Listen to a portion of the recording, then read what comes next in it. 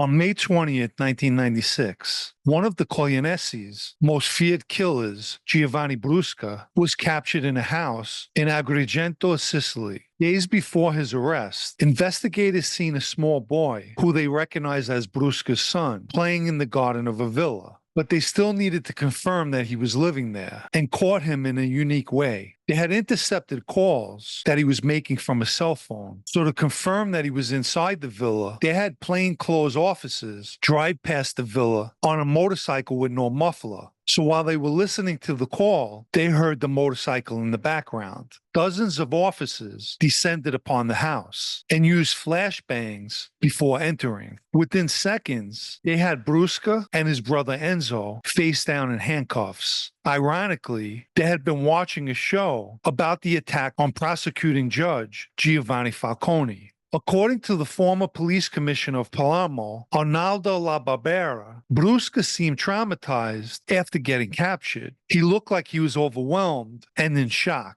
He spent his first night at the police station in Palermo in silence without saying a word. The police commissioner tried to convince him to cooperate, and Brusca told him, "Doctor, if it were to happen, you'll be the first to know." The following morning, before being transferred to prison, they allowed him to hug and say goodbye to his 4-year-old son David, who was taken to the police station. They told Brusca, "Look at him carefully because you won't see him again." It was the first time investigators noticed any type of emotion coming from Brusca. He was then placed in the Uccidone prison, where they immediately began interviewing him. At first, he refused to speak to them. They left him alone for the next 20 days. But before leaving on their last visit, an investigator told him, "Listen, Brusca, let's be clear. You have no more hope.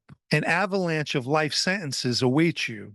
The door to the state is open." He told the investigators, "I'll think about it and let you know." La Barbera described Brusca as uneducated with only a 5th-grade education and someone who possessed an animalistic character, but who was extremely clever and was able to move through the ranks and sat on the Sicilian Mafia's commission.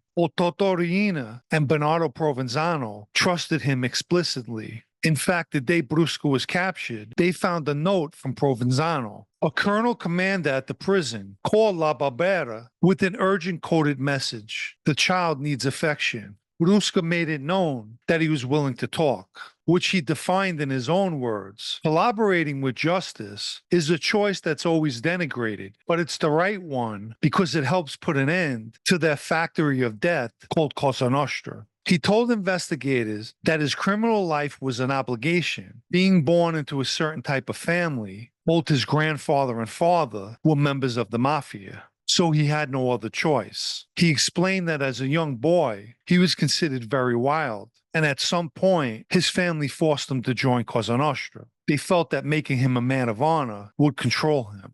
Brusca was the person that pushed the remote control that killed Italian prosecuting judge Giovanni Falcone. He was also involved and ordered the kidnapping of 13-year-old Giuseppe Di Matteo, who after being held captive for 2 years, was killed and dissolved in acid. When asked how many people he killed, Brusca gave a nonchalant answer. "I don't remember the names of those I killed. Many more than 100, certainly less than 200. He was eventually sentenced to 26 years and released in May 2021. Presently, Brusca lives in an apartment at a secret location with his son, who's now in his 30s. Brusca is 67 years old and completely unrecognizable, most likely the result of reconstructive surgery. He attempted to do volunteer work, but was denied. And so far, he hasn't broken any laws.